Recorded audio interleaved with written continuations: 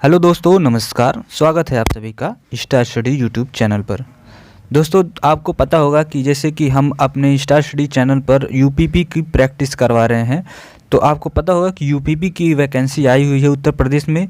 तो उसी से रिलेटेड मैं आपके लिए प्रैक्टिस सेट का वीडियो ला रहा हूं, जो कि आपके लिए काफ़ी फ़ायदेमंद होगा। इस वीडियो में वही प्रश्न आपको दिखेंगे जो कि यूपीपी के परीक्षा में पूछे जा चुके हैं। तो इसलिए काफ़ी इंपॉर्टेंट वीडियो है। मैंने इसका पहले एक वीडियो डाल चुका हूं, तो आप चाहें तो उसे भी देख सकते हैं। दोस्तों, आपको पता होगा कि वीडियो के बाद इसका पीडीएफ आपको मिलेगा हमारे टेलीग्राम चैनल पर, तो आप उसे ज्वाइन कर लीजिएगा, जिसका लिंक आपको डिस्क्रिप्शन में मिलेगा। लेकिन सबसे पहले देखते हैं इस वीडियो को, इसका सलूशन पहले आप जान लीजिएगा। तो सबसे पहले सामान्य जानकारी की वीडियो हम देखेंगे, इसके बाद जो नेक्स्ट वीडियो आएगा आपके लिए वो होगा हिंदी का। तो सामान्य जानकारी के प्रैक्टिस सेट में पहला क्वेश्चन है आपके, भारत के संविधान में निम्न में से किसके विरुद्ध अभियोग चलाने का प्रावधान नहीं है। दोस्तों, ये काफ़ी इम्पॉर्टेंट है कि आप क्वेश्चन को ध्यान से देखेंगे, क्योंकि इसमें दिया गया है महाभियोग चलाने का प्रावधान नहीं है।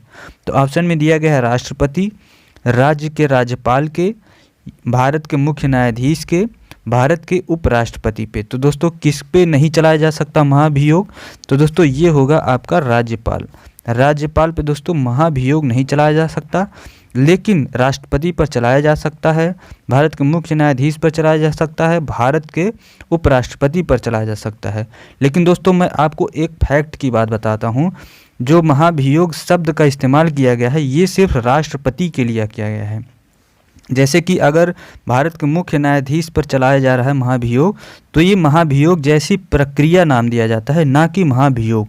अगर महाभियोग आपके प्रश्न में पूछा जाए कि महाभियोग किसके लिए लाया जाता है, तो वो होगा सिर्फ और सिर्फ राष्ट्रपति। लेकिन महाभियोग जैसी प्रक्रिया की बात करेगा तो वो उसमें आ जाएंगे भारत के मुख्य न्यायाधीश और भारत के उपराष्ट्रपति भी शामिल हो जाएंगे।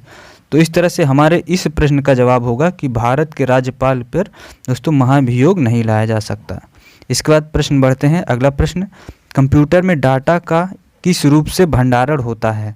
तो दोस्तों, कंप्यूटर में जो डाटा का भंडारण होता है वो किस रूप में होता है? ऑप्शन है ऑक्टल, ऑप्शन बी है हेक्साडेसिमल, ऑप्शन सी है डेसिमल और ऑप्शन डी है बाइनरी। तो दोस्तों, इसका सही जवाब होगा बाइनरी। आपको पता होगा कि बाइनरी जो होता है 1 और 0, यही जो है भाषा का इस्तेमाल करता है कंप्यूटर अपने समझने के लिए।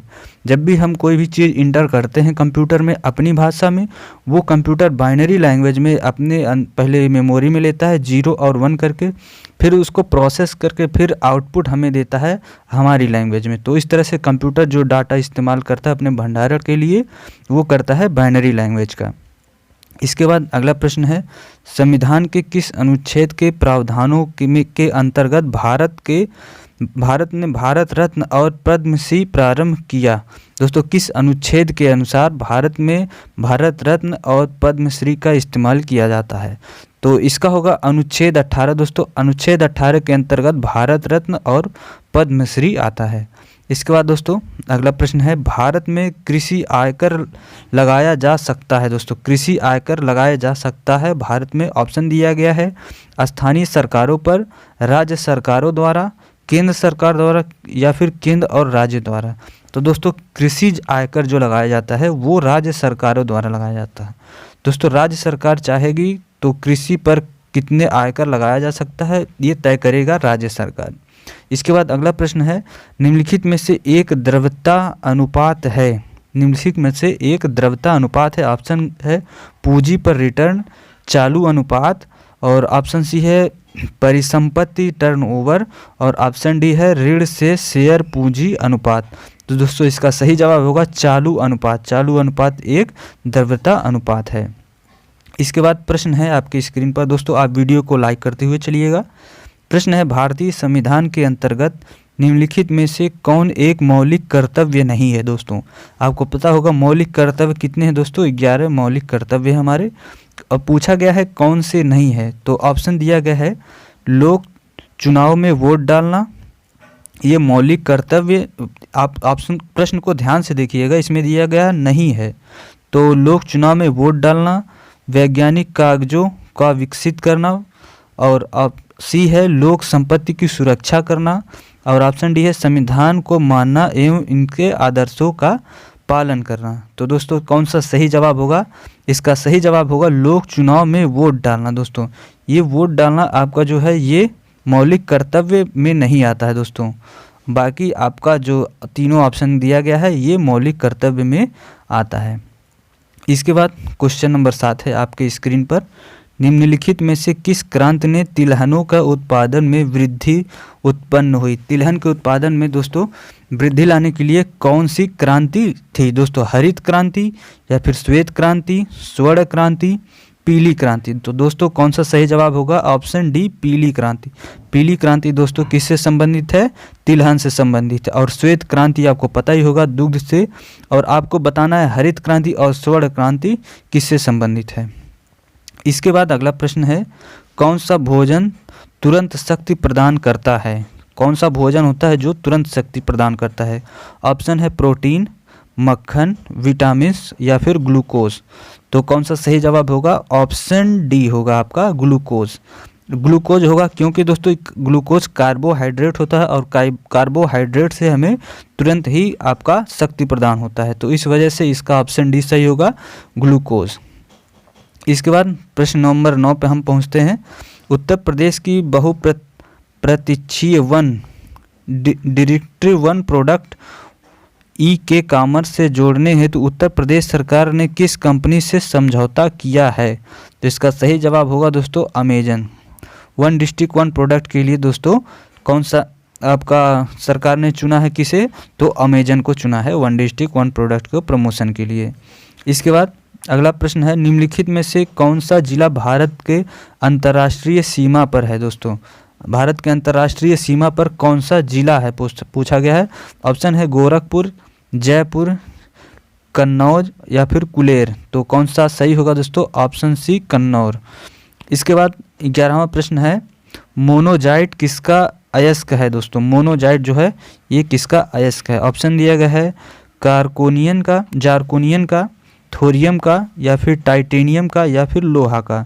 तो दोस्तों इसका सही जवाब क्या होगा दोस्तों? ये होगा थोरियम का। थोरियम का जो है मोनोजाइट अयस्क है। इसके बाद दोस्तों प्रश्न नंबर 12 है आपकी स्क्रीन पर, निम्नलिखित से किसके शासनकाल में मुगलों और मराठों के बीच द्वंद्व हुआ था? दोस्तों मुगल और मराठा के बीच जो द्वंद्व हुआ था उसमें किसके शासनकाल में ये द्वंद्व हुआ था? तो ये हुआ था औरंगजेब के शासनकाल में। औरंगजेब के शासनकाल में मुगलों और आपका मराठों के बीच में जंग हुआ था। इसके बाद दोस्तों प्रश्न नंबर 13 है आपकी स्क्रीन पर, वर्ष 2021-22 के लिए Swiss brokerage company UBS securities India को रिपोर्ट के अनुसार भारत की आर्थिक विकास दर अनुमानित कितनी की गई है दोस्तों? तो ये होगा ऑप्शन सी 9.5%। भारत का विकास दर दोस्तों 9.5% अनुमानित किया गया है। इसके बाद प्रश्न है, एक सहकारी समिति के गठन के लिए न्यूनतम कितने सदस्यों की आवश्यकता होती है? तो दोस्तों कितने होंगे? 10 सदस्यों की आवश्यकता होगी एक सहकारी समिति के गठन के लिए। कम से कम आपको 10 सदस्य अनिवार्य होते हैं। इसके बाद प्रश्न है, पश्चिमी घाट है? ऑप्शन पर्वत, पठार, पठारों का ढलान या फिर पहाड़ियाँ। तो दोस्तों का है पश्चिमी घाट जो है वो पठारों का ढलान है। पश्चिमी घाट आपको पता होगा क्या होता है। इसके बाद प्रश्न नंबर 16 है, अपने स्वयं के प्रयोग के लिए मालिक द्वारा लिए गए वस्तुओं के मूल्य को किस खाते में क्रेडिट किया जाएगा? दोस्तों तो इसका ऑप्शन दिया गया है बिक्री खाता, निकासी खाता, खरीद खाता या फिर पूंजी खाता। तो ये होगा खरीद खाता। इसके बाद प्रश्न है आपकी स्क्रीन पर, निम्नलिखित किन सम्राटों के शासनकाल में भारत का पहला मुद्रा रुपया मुद्रित हुआ था? दोस्तों किसके शासनकाल में भारत का पहला जो मुद्रा है रुपया इसे मुद्रित किया गया था? ऑप्शन है अकबर, हुमायूं, शेर शाह सूरी या फिर समुद्रगुप्त। तो इसका ऑप्शन सी सही होगा शेर शाह सूरी। शेर शाह सूरी ने सबसे पहले रुपया प्रचलित किया था, तो बाद में यही रुपया जो है भारत में आगे चला। इसके बाद प्रश्न नंबर 18 है, शहद का प्रमुख घटक है। दोस्तों शहद का प्रमुख घटक क्या है? ग्लूकोज, सुक्रोज, माल्टोज या फिर फ्रैक्टोज। तो दोस्तों शहद का प्रमुख घटक जो है वो फ्रैक्टोज है। इसके बाद प्रश्न है 19 नंबर। दोस्तों प्रश्न दिया गया है, निम्नलिखित में से कौन राजस्व व्यय का एक उदाहरण है? राजस्व व्यय का क्या उदाहरण है? ऑप्शन है फैक्ट्री शेड का निर्माण, जमीन की खरीद, एक प्रिंटर की मरम्मत, और ऑप्शन डी है एक नए मशीन की स्थापना। तो दोस्तों सही होगा एक प्रिंटर की मरम्मत, ये होगा राजस्व व्यय का उदाहरण है। इसके बाद अब क्वेश्चन नंबर 20 है, निम्नलिखित किसमें कार्बन नहीं होता है? तो किसमें कार्बन नहीं होता? ऑप्शन दिया गया है डायमंड, डायमंड में दोस्तों कार्बन होता है। कोयला ऑप्शन में दिया गया है, कोयले में भी होता है। तो ऑप्शन बी दिया गया है ग्रेफाइट, दोस्तों ग्रेफाइट में भी होता है। तो इनमें से कोई नहीं एक ऑप्शन दिया गया है, तो ये आपका सही होगा, क्योंकि दोस्तों सभी में कार्बन पाया जाता है जितने भी ऑप्शन में दिए गए हैं। तो दोस्तों इस वीडियो में हम सिर्फ 20 क्वेश्चन का बात करेंगे। आपको बताना है कितने प्रश्न आपके सही हुए हैं, और इसका PDF आपको एक दिन बाद टेलीग्राम पे मिलेगा, जिसका लिंक डिस्क्रिप्शन में है। दोस्तों इस वीडियो को शेयर कर दीजिएगा। नेक्स्ट वीडियो में हम मिलेंगे हिंदी के प्रैक्टिस सेट के साथ। धन्यवाद।